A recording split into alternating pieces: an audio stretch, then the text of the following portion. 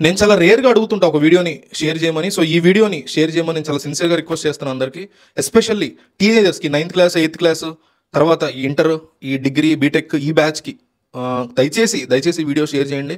వాళ్ళు అనుకుంటోంది కరెక్ట్ కాదు, ఆ ఏజ్లో వాళ్ళకి అర్థం కావట్లేదు తప్ప దీనివల్ల చాలా కాన్సిక్వెన్సెస్ ఉంటాయనేది వాళ్ళకి అర్థం కావాలి. దాంతోపాటు అసలు ఏం జరుగుతుంది బయట అనేది అడల్ట్స్కి కూడా తెలియాలి. కాబట్టి ఈ వీడియోని సిన్సియర్ రిక్వెస్ట్ లాస్ట్ దాకా చూడండి. కాస్త లాంగ్ వీడియోనే వచ్చింది, బట్ స్టిల్ చాలా ఇంపార్టెంట్ టాపిక్ ఇది మనకి ఈరోజు మాట్లాడుకోవాల్సింది. సో దయచేసి షేర్ అయితే కంపల్సరీ చేయండి. ఈ పి హనుమంతు 2 అండ్ బ్యాచ్, ఈ వాళ్ళ పేర్లు కూడా నాకు తెలియదు.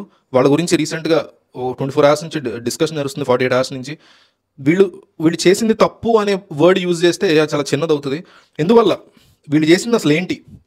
వీళ్ళు ఒక యూట్యూబ్ లైవ్ పెట్టుకున్నారు. ఒక 4-5 కూర్చొని జూమ్ కాల్లోనే ఇందులో లైవ్ పెట్టుకుంటారు. అందులో రకరకాల విషయాలు మాట్లాడుకుంటారు, సినిమాల గురించి మాట్లాడుకుంటారు. కొన్ని వీడియోస్ చేసిన నేను కూడా చాలా ఫన్నీగా ఉన్నాయి. కోర్స్ మనం ఎవరైనా క్రిటిసైజ్ చేసేటప్పుడు కేటగిరికల్గానే క్రిటిసైజ్ చేయాలి. ఒక విషయంలో నాకు వాళ్ళు నచ్చచ్చు, బట్ వేరే విషయంలో వాళ్ళు నచ్చినప్పుడు అంతే సీరియస్గా క్రిటిసైజ్ చేయగలగాలి మనం. సో ఒక వీడియోలో వీళ్ళు మాట్లాడుకుంటూ చిన్నపిల్లల గురించి ఒక బాబు ఒక పాప, ఆ పాప ఫాదర్ మధ్య జరిగినటువంటి ఒక ఫన్నీ వీడియోని వీళ్ళు తీసుకొచ్చి, అదేంటంటే బెల్ట్తో ఆల్మోస్ట్ ఆ పిల్లని కొడుతున్నాడేమో అనుకున్న టైంకి ఎత్తుకుని అతను ఆడిస్తాడు బెల్ట్ మీద ఆ పాపని. దాంట్లోంచి వీళ్ళు పచ్చి బూతుల కామెడీ, పచ్చి బూతులు అంటే తండ్రికి కూతురికి మధ్య మనం ఊహించుకోనేటువంటి, అది కూడా చిన్న పిల్ల మీద. ఇప్పుడు మీకు ఒక టీనేజ్ లేకపోతే ఒక వయసుకు వచ్చినటువంటి ఆడపిల్లకి తండ్రికి మధ్య అదే దరిద్రం, అదే నీచం, ఆ రకంగా మాట్లాడుకోవడమే దరిద్రం. దాన్ని మించిపోయి ఒక చిన్న పిల్ల 5 ఏళ్ల పాప గురించి వీళ్ళు కామెడీ, అంటే కామెడీయే కదా అని చాలామంది అనుకుంటారు. అంటే టీనేజ్ పీపుల్, ఇందాక చెప్పానే ఒక batch 9th 10th inter batch, వీళ్ళు కామెడీయే కదా అనుకుంటారు. ఎందుకు అది కామెడీ కాదు, దానివల్ల జరిగేటువంటి నష్టం ఏంటని చెప్పడానికి వీడియో తీస్తున్నారు. సో ఆ వీడియోలో వాళ్ళు మాట్లాడుకున్నటువంటి, ఒకసారి నా ట్విట్టర్ అకౌంట్ ఓపెన్ చేస్తే పోస్టులు ఉన్నాయి. ఆ పోస్టులో మీకు వాళ్ళు మాట్లాడుకున్న వీడియోస్ ఒక 5-6 వీడియోలు పోస్ట్ చేశారు. వేరే వాళ్ళు నేను కోట్ చేశాను, చూస్తే ఐడియా వస్తుంది ఎంత నీచంగా మాట్లాడుకుంటున్నారు వాళ్ళ పిల్లల గురించి. ఒక తండ్రికి ఒక చిన్న కూతురికి మధ్య ఉండేటువంటి బాండ్ గురించి, ఆ వాడి అంటే ఆ ఫాదర్ యొక్క ఆ పాప నోట్లో పెడుతుంది, ఆ పాప ఏం రైమ్స్ పాడుతుంది ఆ టైంలో అని. అంటే జస్ట్ ఒక చిన్న విషయం చెప్పాను అంతే. ఇట్లా ఎంతో దారుణంగా ఉన్నాయి. అది చదువుతుంటే, అంటే ఆ వీడియో చూస్తుంటే ఒక రకంగా నాకు వణుకొచ్చింది. సో ఇట్లా చేశారు వీళ్ళు. సో అందుకే ఇక్కడ వాళ్ళ మీద ఏదో మనకి కోపంగా చెప్పే కదా ఇందాక, వేరే కాంటెంట్ చూసే వాళ్ళ ఛానల్ చాలా బాగుంది, బట్ స్టిల్ ఇది వాళ్ళు తెలుసో తెలియక, వాళ్ళు మళ్ళీ పెద్దవాళ్ళే, వీళ్ళేం టీనేజర్స్ కూడా కాదు, పెద్దవాళ్ళే చేస్తున్నారు. చూడడానికి అడల్ట్స్లోనే ఉన్నారు. మరి ఎందుకు అట్లా మాట్లాడుకుంటారు? అంత పర్వర్టెడ్ మెంటాలిటీ ఎందుకుంటారు? దాన్ని నార్మలైజ్ చేయాలని వాళ్ళు ఎందుకు అనుకుంటారో నాకైతే అర్థం కాలేదు.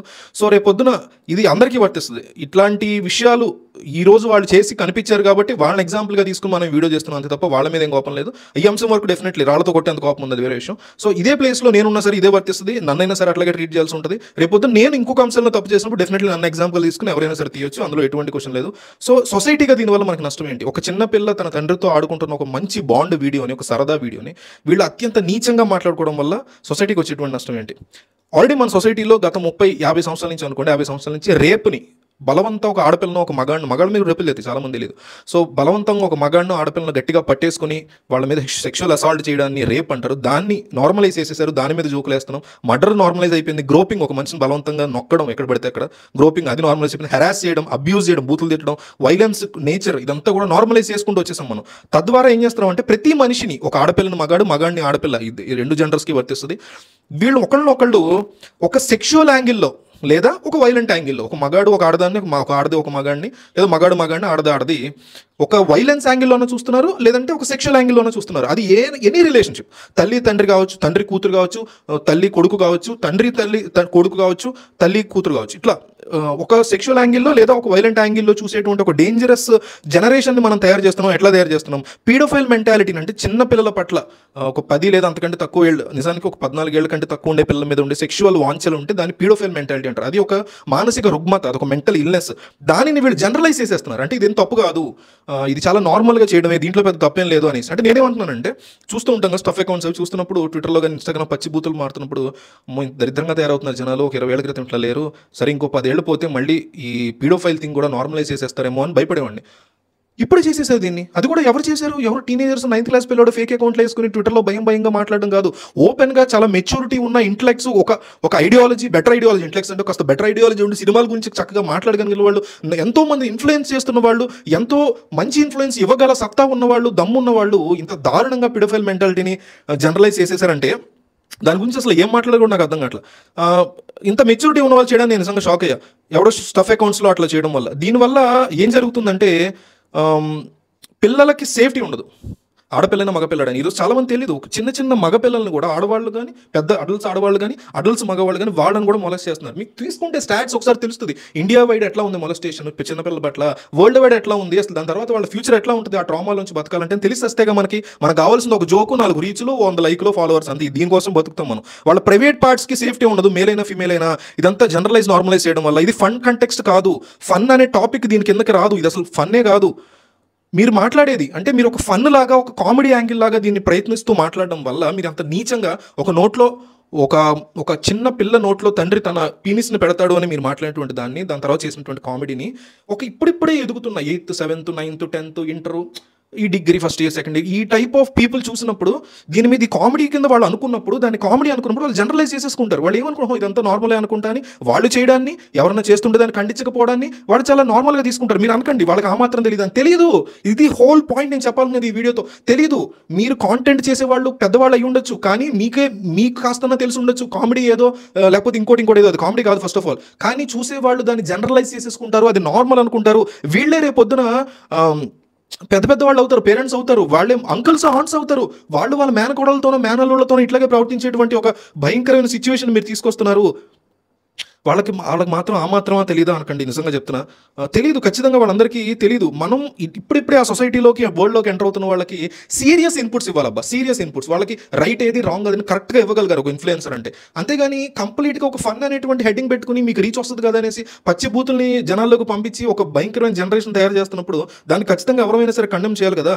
వాళ్ళకి తెలియదంటే ఈ చిన్న 9th 10th ఇంటర్ బ్యాచ్ లేదా 7th 6th వాళ్ళకి, ఇంకా ఈ 5 years 6 years పిల్లలకి వాళ్ళకి పాపం ఏం తెలుస్తుంది? వాళ్ళు మొలెస్ట్ చేస్తుంటే మొలెస్ట్ చేస్తున్నారు నన్ను చెప్పేటువంటి సిచ్యువేషన్లో కూడా ఉండరు. ఇట్లా ఎన్నో జరుగుతున్నాయి. ఈ ఇన్సిడెంట్కి ముందు, ఈ జనరలైజేషన్కి ముందు 30, 40, 50 ఏళ్ళ నుంచి కూడా జరుగుతున్నాయి. వాటిని అరికట్టడానికే ప్రభుత్వాన్ని మనం గట్టిగా స్ట్రాంగ్గా కండెమ్ చేయకుండా రివర్స్లో మనమే దీన్ని ఎంకరేజ్ చేస్తున్నాం కదా. స్టాట్స్ చూడండి, పిచ్చినా కొడకలారా, ఎన్ని మొలెస్టేషన్ జరుగుతున్నాయి ప్రపంచవ్యాప్తంగా. ఎన్ని క్రోర్స్ ఆఫ్ చిల్డ్రన్ కామాంధులకి బలవుతున్నారు. బలి అంటే చచ్చిపోవటం కాదు. ఒక్కసారి ఇమాజిన్ చేసుకోండి, నా వయసు 7 సంవత్సరాలు, నేను ఒక ఆడపిల్లను లేదా మగపిల్లను అనుకోండి.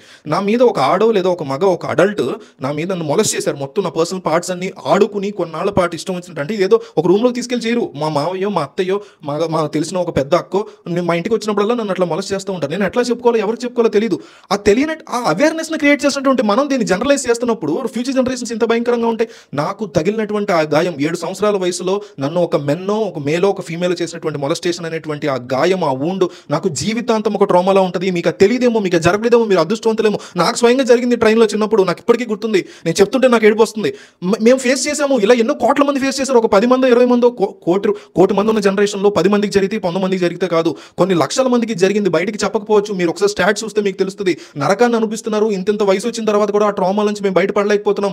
దాన్ని ఎట్లా సాల్వ్ చేయాలో, ఈ ఫ్యూచర్ జనరేషన్స్ దాన్ని ఎట్లా అందులోంచి బయటికి రావాలో, అట్లా జరగకుండా ఉండాలంటే పిల్లలు ఏం చేయాలి మీద అనేది చెప్పాల్సిన మీరు దాన్ని జనరలైజ్ చేసి దాన్ని ఫన్ ఫ్యాక్ట్ కింద, దాన్ని చాలా నార్మల్ థింగ్ కింద చెప్పేస్తే ఏం ఉపయోగం మీ వల్ల అని అడుగుతున్నాను నేను. వెళ్ళి మీ అమ్మగారికి చూపించండి. ఒక 5 సంవత్సరాల పాప నోట్లో తన తండ్రి డాష్ గనక పెడితే ఆ పిల్ల ఏం భయం పాడుతుందో నేను కామెడీ చేశానమ్మా అని ఒకసారి ఆ వీడియో చూపించండి. ఆవిడ మిమ్మల్ని చెప్పుతో కొట్టకపోతే ఆ తర్వాత మీరు డెఫినెట్లీ కంటిన్యూ చేయండి. నేను కూడా ఈ వీడియోస్ డిలీట్ చేస్తా. నేను కూడా ఇట్లా ఎవరైతే నాలుగు ఆర్గ్యూ చేస్తున్నారో వాళ్ళందరినీ కూడా నేను డెఫినెట్లీ డిలీట్ చేస్తా. అమ్మ ఎందుకు చెప్పుతో కొడుతుందంటే మీ అమ్మైనా మా అమ్మైనా వీళ్ళందరూ కూడా ఎన్నో సెంచరీస్ నుంచి ఉన్నటువంటి పేట్రియాట్రికల్ సొసైటీలోంచి వచ్చారు. వీళ్ళు కూడా ఇట్లాంటి చిన్నప్పుడు ఎదుర్కొన్నారు. వాళ్ళకి తెలుసు. వాళ్ళు కాకపోతే వాళ్ళ తాలూకా వాళ్ళు తెలిసిన వాళ్ళు ఎదుర్కొన్నారు. వాళ్ళకి తెలుసు. కాబట్టి వాళ్ళు ఇట్లాంటివి చూస్తే, ఇట్లాంటి మనం చేస్తున్నామని తెలిస్తే మనం చెప్పుతో కొడతారు.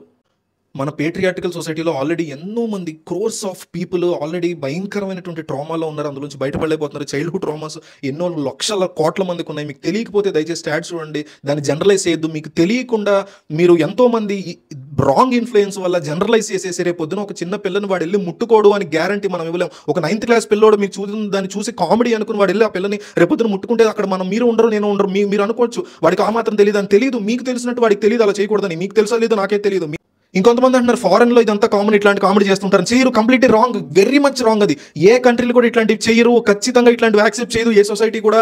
వేరే కంట్రీలో ఏదో ఉంది, అది చాలా పాష్, అదా లావిష్ అనుకుంటున్నారేమో. ఎక్కడా కూడా పీడోఫైల్ థింగ్ని, రేప్ థింగ్ని మన దగ్గర చేసేంత జనరలైజ్ కామెడీ చాలా నార్మలైజ్ ఏ ప్రపంచంలో ఏ కంట్రీ చేయదు. ఒకవేళ చేసిందే అనుకోండి, దాన్ని మనం ఎగ్జాంపుల్ తీసుకోవాల్సింది. బుర్ర పనిచేస్తుందా? సో దయచేసి ఈ వీడియో షేర్ చేయండి. ఇంకేమైనా కామెంట్ చేయండి. నాకు చాలా ఎన్నో పాయింట్స్ రాసుకున్నా, బట్ టైం లేక నేను ఎక్కడితో ఆపుతున్నా ఈ వీడియోని. అలాంటి వాళ్ళ మెంటల్ థాట్ ప్రాసెస్ ఎట్లా ఉంటుందా అని తలుచుకుంటేనే భయం వేస్తుంది. మళ్ళీ చెప్తున్నా, వాళ్ళని పర్సనల్ టార్గెట్ కాదు, కేటగిరికల్గా వాళ్ళు పర్సనల్ టార్గెట్. వాళ్ళు డెఫినెట్లీ టార్గెట్. ఇక్కడ రేపొద్దున ఇదే ఇష్యూ నా వైపు నుంచి వచ్చిన, ఇట్లాంటిది ఇంకొకటి వచ్చినా డెఫినెట్లీ ఎవరైనా సరే కండెమ్ చేయాలి. దీని గురించి మనం తెలియజేయాలి ప్రజలకి.